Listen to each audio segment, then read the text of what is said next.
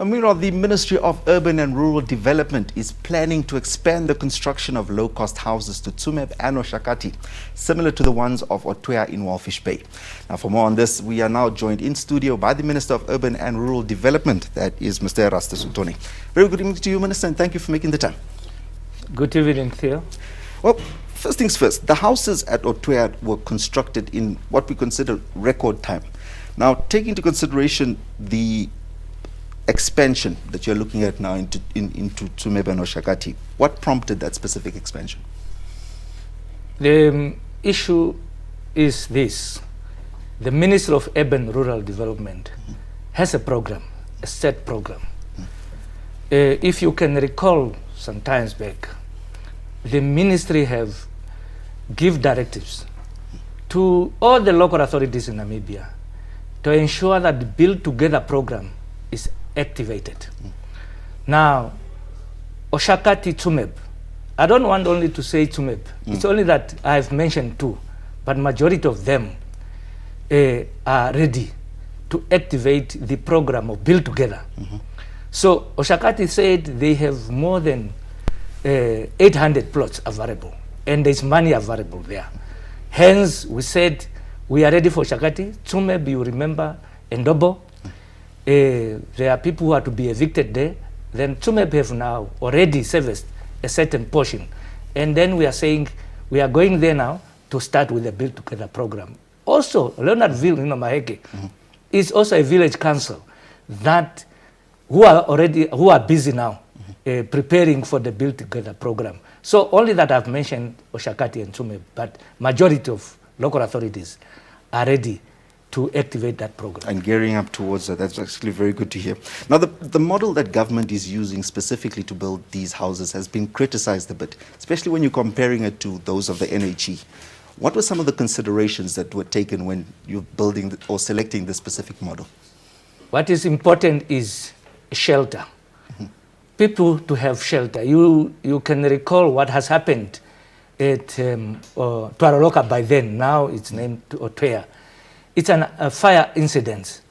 And then the government of Republic of Namibia has to act so swiftly to ensure that our citizens have a shelter over their head. So this is a standard design that we have. But that shelter will not remain like that. As a process of incremental, a person has to, upgrade his or her house. In the next 5 years to come, if you come to that house, it will be a different house. So criticism, okay, well and good, but now as I'm talking to you, people are happy, they have shelter over their head. To be able to put overhead. Right, so take into consideration, next steps is Tsumeb and Oshakati. What are some of the criteria for the beneficiaries out there that you're going to be looking at, and how will these beneficiaries be selected? That's specifically now trying to avoid the bureaucracy that specifically took place now in Otoya. All local authorities have a system of registering their citizen in their particular local authorities. So people used to come to the local authority, to the office of the local authority. They put their application there, and this application is registered accordingly. The first come, first served. So now these are the people who will be selected. And then, of course, they have to look at whether these people are qualified. And again, there is a committee that we refer to it as a Build Together committee. These, again, are the members of the committee who then look at the identified beneficiary, whether these are the genuine beneficiary to participate in this program. So there's a system in place that will help to sort out the people who are supposed to benefit out of that program. And that system is now being shared with the towns that will then follow? Yes. All right. Now, Minister, of course, then there's the final factor of money. How much has government and your ministry set aside, specifically now budgeting for the next phase, that being then the following towns that we are discussing now? The ministry is utilizing the little that is available. Yes, as you aware that the ministry normally give little subsidies to local authorities. And also for the Build Together program, Now, some local authorities still have money in their revolving account, and that is the money they have to start utilizing, building the houses or giving loan to the community of their local authorities. So what we are saying is the available money which is in the local authority revolving fund, this is the money that they have to utilize. Yes. And that's exactly what will then be used. Minister, any final remarks from your end?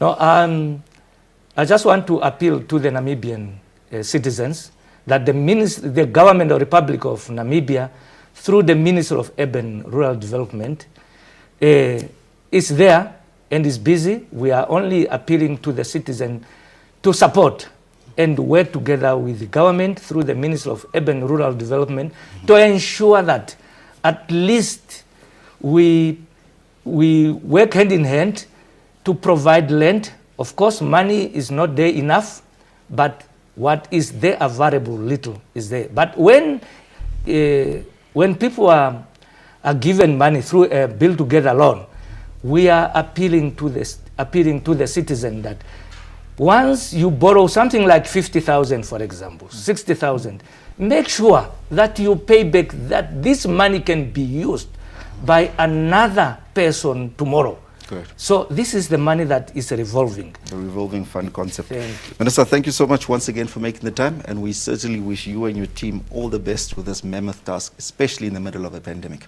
Thank you very much. Well, there you have it. That was the Minister of Urban and Rural Development, Erastus Uutoni, just briefly giving us an overview on the current expansion in terms of houses that were built in Otwea, in Walfish Bay, and of course then speaking to us also about the expansion that is expected to the following towns and the modalities that they have in place specifically to take care of those towns.